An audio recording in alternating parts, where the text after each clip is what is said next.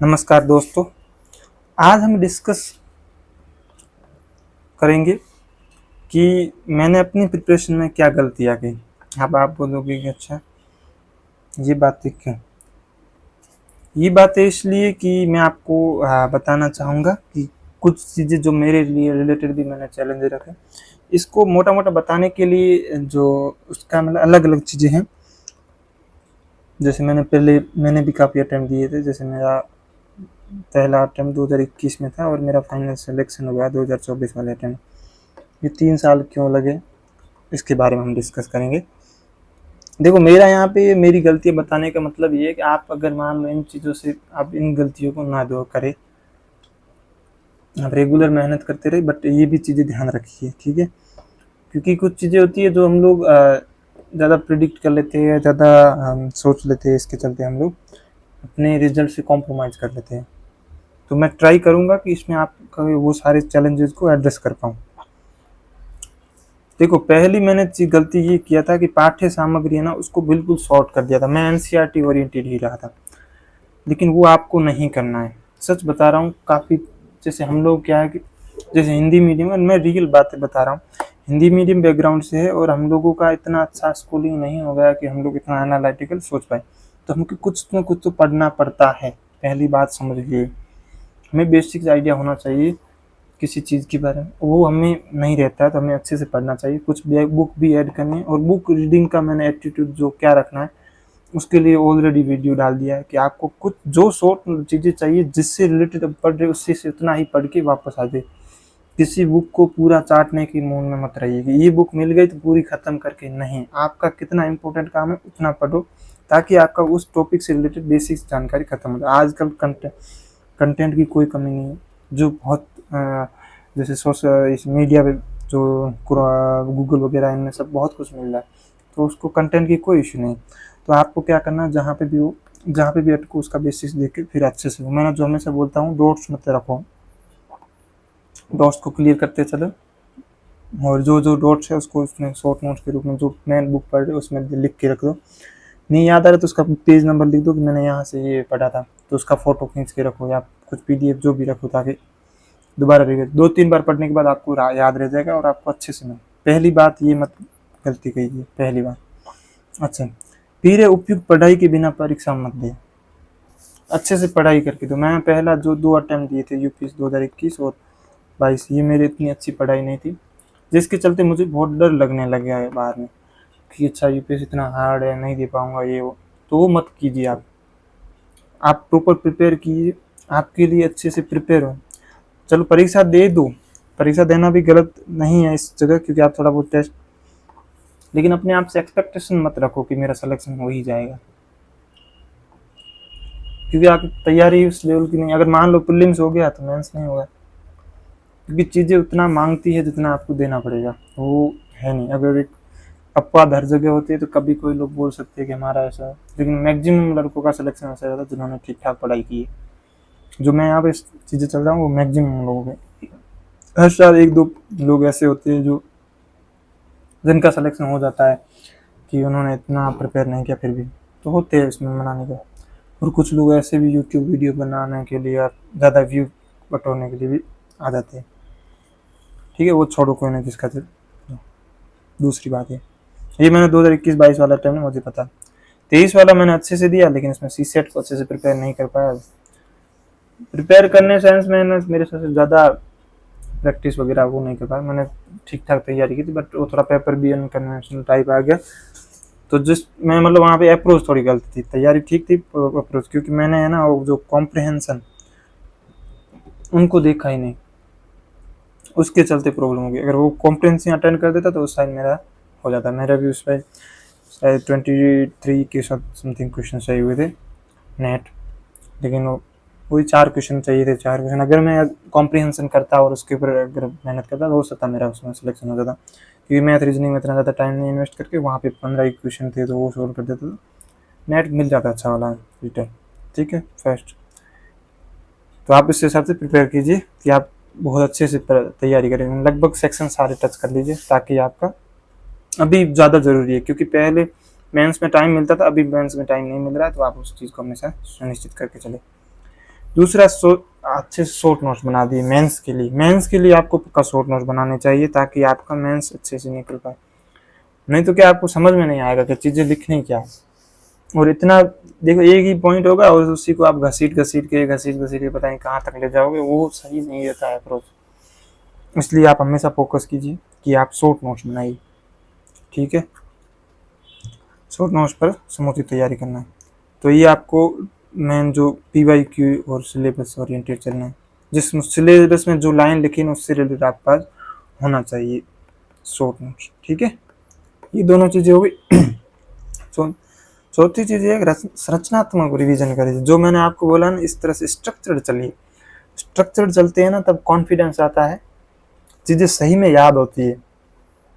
नहीं तो आप केवल पढ़ते हो तब ठीक लगता है, लेकिन जब किताब हट गई तो फिर वो दुर्घटना घट गई कि आपको याद ही नहीं आ रहा। तो ऐसा सिचुएशन नहीं आपको क्रिएट करना, आपको एक स्ट्रक्चर्ड वे में पढ़ना है।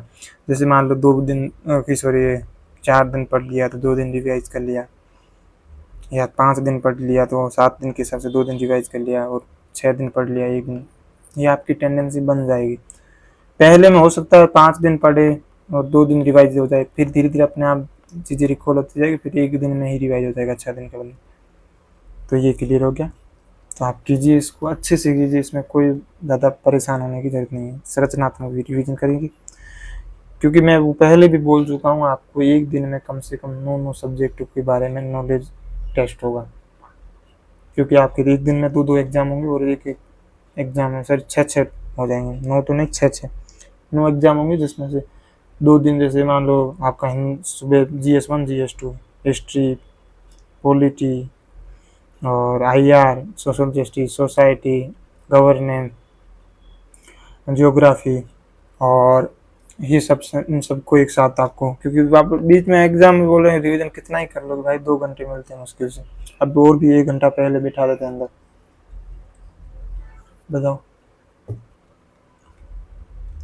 तो और आप आओगे, खाना वाना खाओगे, कुछ तो खाओगे, ऐसे बैठोगे आने जाने में एक बार काउंट करोगे तो ज़्यादा टाइम नहीं मिलता है इतना कि आप बहुत कुछ रिवाइज करोगे, थोड़ा बहुत देख पाओगे, ज़्यादा कुछ नहीं, ठीक है। दूसरा एक पढ़ाई और स्वास्थ्य के बीच में सामंजस्य। मेरे साथ था पहले स्टार्ट में एक्सरसाइज वगैरह ऐसा मैं कुछ नहीं करता था, तो हेल्थ रिलेटेड इश्यू आ जाता, कभी स्पाइन पेन कर लिया, कभी गर्दन दर्द कर रही, यहाँ से नेक हो गई। तो ऐसा इश्यू मत करिए, आप प्रॉपर को थोड़ा बहुत योगा या एक्सरसाइज किया करें। बैठने का भी लंबा मत रखें, जो मैंने पहले बता चुका हूँ कि एक स्लोट में करिए, ताकि आपका बैक पेन है या इन चीज़ों से आप ज़्यादा परेशान ना रहिए। क्योंकि पता है, आप जब लगातार पढ़ोगे, ठीक है, मान लो अगर आपको कुछ ना कुछ ऐसा बैक पेन है, तो सच बता रहा हूँ 1-2 महीने की गई पता ही नहीं चलेगा। ये मेरे साथ हो चुका है। मैं जब फर्स्ट जैसे 2021 में प्रिपेयर करता था, तो मेरा शायद, मुझे जहाँ तक याद आ रहा है, फरवरी से लेके डेट शायद मई जून तक चला था, मतलब जो इसको रेगुलरली बैठना सिटिंग से, और मैंने ध्यान नहीं दिया थोड़ा हेल्थ का, तो उसके चलते मेरा स्पाइन थोड़ा दर्द कर रहा था, और एक जो पैर वाला है वो शायद नस दर्द करती थी, तो बहुत मतलब बैठा ही नहीं जाता था। इसलिए आप ट्राई करिए कि ज़्यादा लॉन्ग टाइम तक ना बैठे, एक बैलेंस बना के चले सबके साथ, ठीक है। और प्रॉपर सोइए, जितना मतलब अच्छे से सोइए। बाकी जिन चीज़ों में टाइम मत बर्बाद कीजिए, सोना है, थोड़ा बहुत खेल कूद वैसा कुछ रखो, या एक्सरसाइज कर, रूम पे ही योगा वगैरह करा करो, वो कर लिया, और बाकी मैगजीन पढ़ना। और योगा ट्राई करो कि सुबह मॉर्निंग में पहले ही कर लो, ताकि आप, पता है एक चीज़ ये भी होती है कि आप सुबह, मैंने फील किया है कि सुबह आप एक चीज़ को हमेशा रिपीटेडली करें, बाकी वाला दिन पूरा मैनेज हो जाएगा। जैसे मान लो आपने सुबह उठ के एक्सरसाइज कर ली, वो हमेशा आदत यही है, तो धीरे धीरे आपकी है ना, जैसे ही एक्सरसाइज करें तो दिमाग हमेशा वो हिंट करेगा कि आज अच्छा ये प्लान करना, ये मुझे काम करना, तो वो अपने आप सब काम एडजस्ट हो जाएंगे। तो मुझे लगता है आप भी उसको भी फॉलो कर सकते हो, ऐसा कर सकते हो, ठीक है। दूसरी है, थोड़ी पढ़ाई में नियमितता कम हो गई। नियमितता इन सेंस कि मैं बीच में कभी कोई एग्जाम इसके चलते प्रॉब्लम होती थी पहले। जैसे अभी मैंने UPSC का पहला प्रीलिम्स दिया 2021 के बाद में बहुत प्रॉब्लम डिस्टर्ब हो गया था, ऐसे कि हुआ कैसे नहीं, लेकिन एग्जैक्ट अभी मैं वापस एनालिसिस करता हूँ तो उसमें सच बता रहा हूँ, मेरा उतना प्रिपरेशन भी नहीं था। अगर मान लो प्रीलिम्स भी होता, मेंस नहीं हो पाता। तो इसीलिए मैं बोलता हूँ कि आप फिर पढ़ाई में डिस्टर्ब होते हैं, अच्छा मेरी हुआ क्यों नहीं। अरे भाई आपका इतना प्रिपरेशन नहीं था तो नहीं हुआ, जो यूपीएससी डिमांड का उस लेवल का पढ़ो, फिर हो जाएगा। तो अपने आप देखो, हर चीज़ अगर नहीं हो रहा है, जितना जल्दी एक्सेप्ट करके आगे बढ़ना ही सबसे बेहतर चीज़ है, रेदर देन कि हम रोना रोए या किसी को कोस से गलत बोले ये हो, उससे खास फर्क नहीं पड़ता है। तो इसलिए हमेशा यही रहे कि चलो ठीक है, नहीं हुआ, अभी क्या सिचुएशन है, आगे क्या करना है मुझे, क्या मुझे यहाँ पे टाइम बर्बाद करना है या आगे बढ़ना और अपनी लाइफ को इम्प्रूव करना। तो जो इम्प्रूव वाली बात है उसको कनेक्ट करो और आगे बढ़ो, चलो एनालिसिस करके कि मेरा कौन कौन सा सेक्शन था जो अच्छा नहीं था, और अब की बार अच्छा करूँगा तो उसमें बहुत कुछ अच्छा होगा। उसी के अप्रोच के साथ चलिए।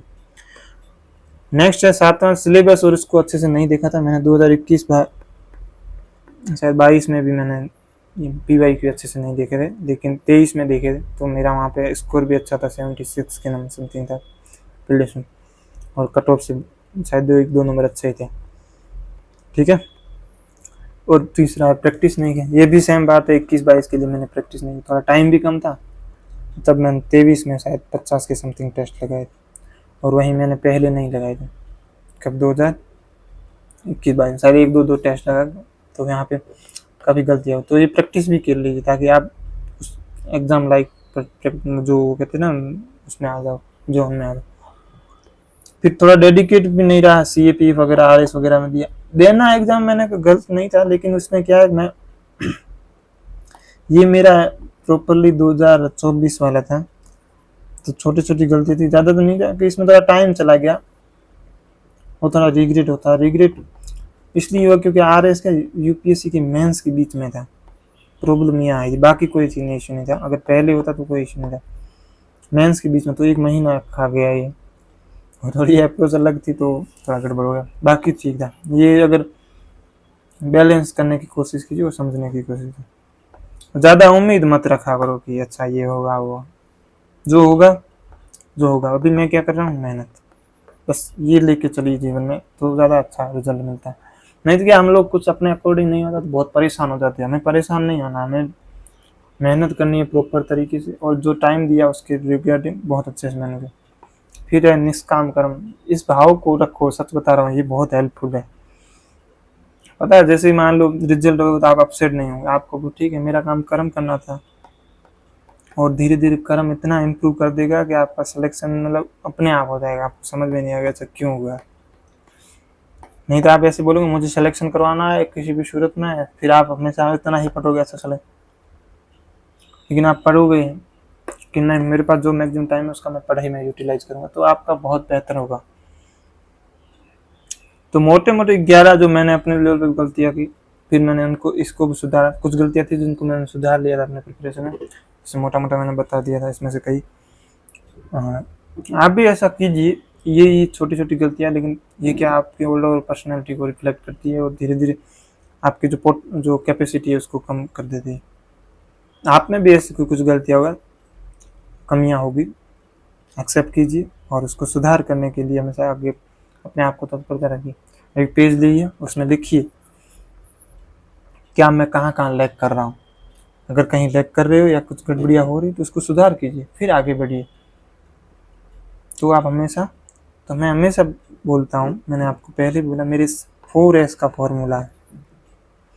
फर्स्ट सेल्फ इवेंट,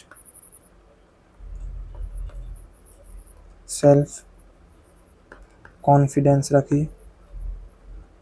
दूसरा सेल्फ डिसिप्लिन रखिए, ठीक है।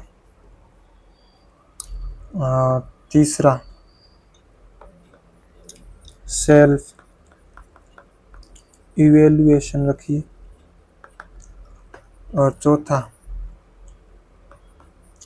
सेल्फ